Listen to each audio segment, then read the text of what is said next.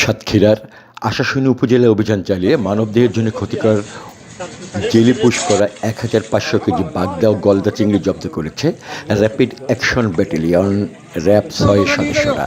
পরে ওই জব্দ করা চিংড়িগুলো জনসম্মুখে ধ্বংস করা হয়।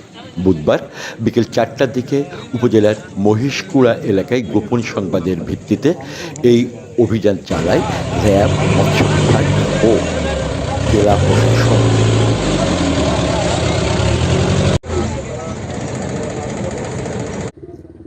আজ আমরা র্যাব-৬ CPC-1 সাতক্ষীরার পক্ষ থেকে আশাশুনি থানার মহেশপুর এলাকায় আমরা আসি। এখানে আমরা প্রায় ১৫০০ কেজি জেলিপুষ্কৃত এবং অপদ্রব্য মিশ্রিত চিংড়ি আমরা জব্দ করি এবং এটি বিজ্ঞ জেলা প্রশাসন ম্যাজিস্ট্রেট এবং